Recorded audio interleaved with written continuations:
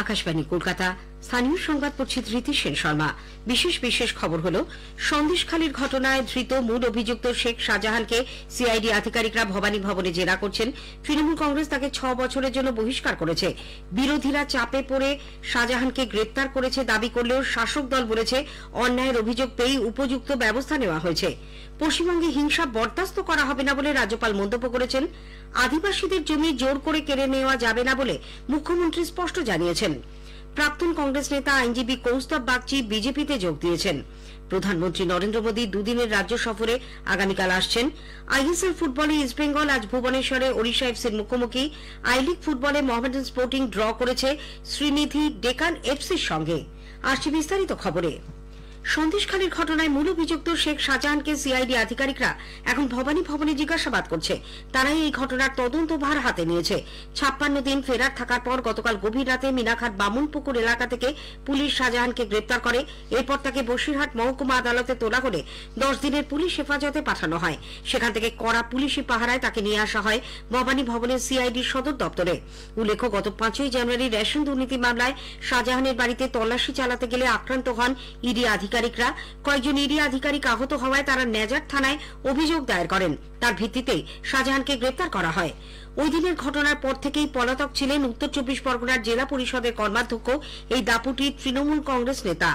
জমি দখল, জমিতে নোনা জল ঢুকিয়ে ভেড়ি তৈরি, জোর করে টাকা আদায়, প্রাণনাশের হুমকি দেওয়ার মতো বুড়ি বুড়ি অভিযোগ উঠেছে শাহজাহান ও তার দলবলের বিরুদ্ধে। এদিকে শাহজাহান ঘনিষ্ঠ আমির আলী গাজীকে গতরাতে এক ধর্ষণের মামলায় ঝাড়খণ্ড থেকে গ্রেপ্তার করে রাজ্য পুলিশ। তাকেও আজ বসিরহাট আদালতে তোলা হলে 5 দিনের পুলিশ হেফাজতে পাঠানো হয়েছে। তবে সন্দেশখালীতে অশান্তি ছড়ানোয় অভিযুক্ত বিজেপি নেতা বিকাশ সিং আদালতে জামিন পাওয়ার পর আজ বসিরহাটে উপসংশোধনাগার থেকে ছাড়া পেয়েছেন। দলীয় নেতাকর্মীরা তাকে মালা পরিয়ে শুভেচ্ছা জানান। শেখ শাহজাহান গ্রেপ্তার হওয়ার পরে তৃণমূল কংগ্রেস তাকে 6 বছরের জন্য দল থেকে বহিষ্কার করেছে। কলকাতায় তৃণমূল ভবনে আজ এক সাংবাদিক সম্মেলনে মন্ত্রী ব্রাত্য বসু একথা জানিয়ে বলেন, দল থেকে বহিষ্কারের পাশাপাশি সব ধরনের পদ থেকেও তাকে সরিয়ে দেওয়া হয়েছে। এ রাজ্যের শাসক দল কারোর অন্যায়ের অভিযোগ পেলে সেই উপযুক্ত পদক্ষেপ নেয়। শাহজাহানের গ্রেপ্তার তারই প্রমাণ। যে 6 বছরের জন্য আমরা পার্টি থেকে শেখ শাহজাহানকে বহিষ্কার করছি। ওনার যে সরকারি পদ যেটা সামান্য অবশিষ্ট পড়ে আছে, সেটাও আমরা খুব শিগগিরই তার ফেট, বুঝতেই পাচ্ছেন সেই ফেট কোন দিকে যাচ্ছেন, সেটাও আমরা আপনাদের খুব শীঘ্র জানিয়ে দেব।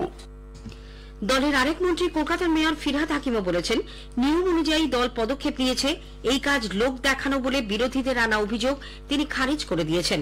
তবে তৃণমূল কংগ্রেস নেতা উদয়ন গুহ দাবি করেছেন শাহজাহানকে ফাঁসানো হয়েছে।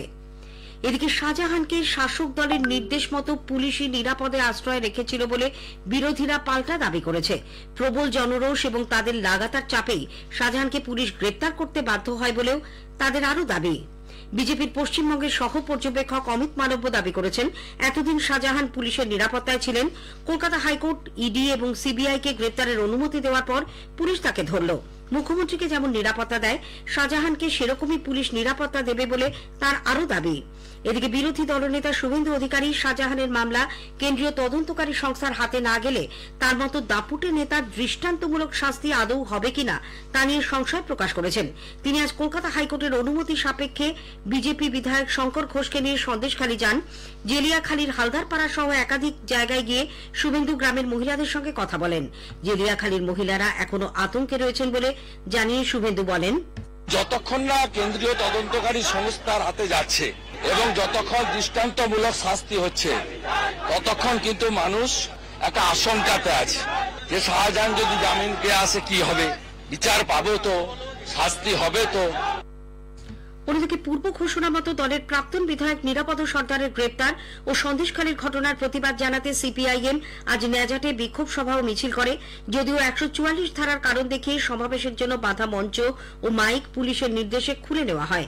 দলের কর্মী সমর্থকদেরও সভায় যেতে বাধা দেওয়া হয় বলে দলের তরফে অভিযোগ। সমাবেশে যোগ দিয়ে শাসক দলের সমালোচনায় সরব হন প্রাক্তন বিধায়ক নিরাপদ সর্দার, সিপিআইএম রাজ্য সম্পাদক মোহাম্মদ সেলিম, দলের কেন্দ্রীয় কমিটির সদস্য সুজন চক্রবর্তী প্রমুখ। সেলিম বলেন, পুলিশ ও তৃণমূল কংগ্রেস মানুষকে মিথ্যে মামলার ভয় দেখায়, কিন্তু মানুষের প্রতিরোধে তারা পাল্টা ভয় পেয়েছে।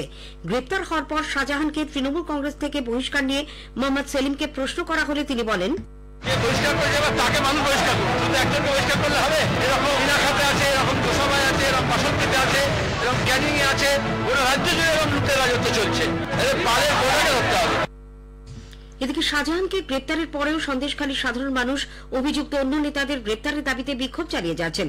স্থানীয় তৃণমূল কংগ্রেস নেতা ও দলের প্রাক্তন বুথ সভাপতি তপন ভূঁইয়াকে গ্রেপ্তারের দাবিতে মহিলারা আজ বেড়মজুরের কাঠপুল এলাকায় মিছিল করে অভিযোগপত্র জমা দিতে যান। তাদের দাবি, তপন ভূঁইয়া আবাস যোজনার টাকা ও 100 দিনের কাজের পাওনা টাকা আত্মসাৎ এবং জোর করে জমি দখল করেছেন। টাকা নিয়েছেন সরকারি পরিষেবা পাইয়ে দেওয়ার নাম করেও।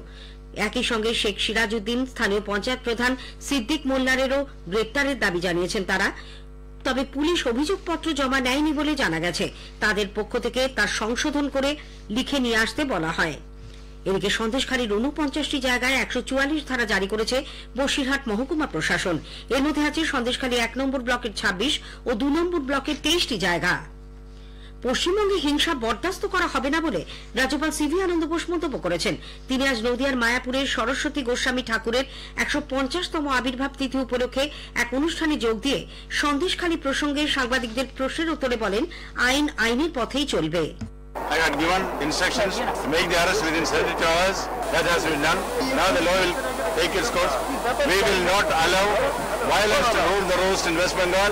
People have a right for peace. We will ensure they get the peace which they need. Violence will be put down with a heavy hand. আদিবাসীদের জমি জোর করে কেড়ে নেওয়া যাবে না বলে মুখ্যমন্ত্রী মমতা ব্যানার্জি স্পষ্ট জানিয়েছেন। তিনি আজ ঝাড়গ্রামে এক প্রশাসনিক সভায় একগুচ্ছ প্রকল্পের উদ্বোধন ও শিলান্যাস করে ভাষণ দিচ্ছিলেন।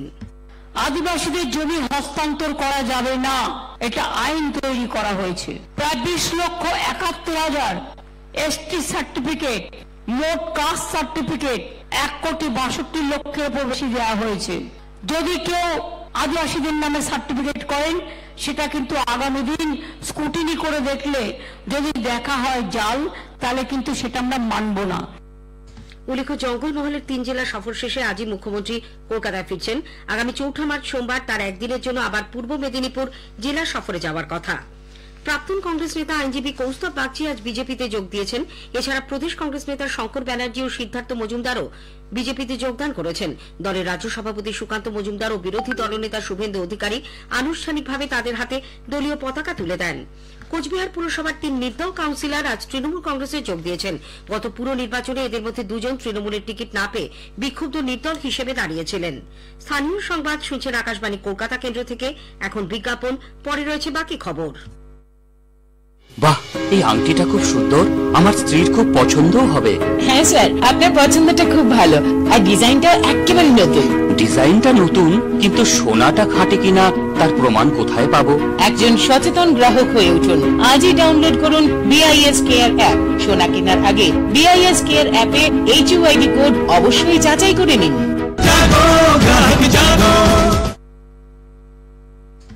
প্রধানমন্ত্রী নরেন্দ্র মোদী আগামীকাল 2 দিনের সফরে রাজ্যে আসছেন।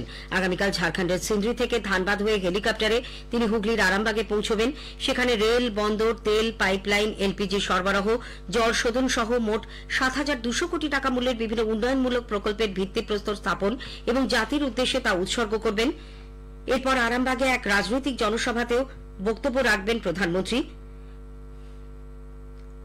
অনুষ্ঠান শেষে তিনি হেলিকপ্টারে কলকাতার উদ্দেশ্যে রওনা দেবেন। কাল রাজভবনে রাত্রিবাসের পর শনিবার নদিয়ার কৃষ্ণনগরে একাধিক উন্নয়নমূলক প্রকল্পের উদ্বোধন ও শিলান্যাস করার কর্মসূচি রয়েছে তার। তারপর তিনি দিল্লি ফিরে যাবেন। এদিকে 3রা মার্চ নির্বাচন কমিশনের পূর্ণাঙ্গ বেঞ্চের সফরের আগে আগামীকাল রাজ্যে আসছে 100 কোম্পানি কেন্দ্রীয় বাহিনী। দ্বিতীয় দফায় 7ই মার্চ আরো 50 কোম্পানি বাহিনী আসবে বলে রাজ্যের মুখ্য নির্বাচন আধিকারিকের দপ্তর সূত্রে জানা গেছে।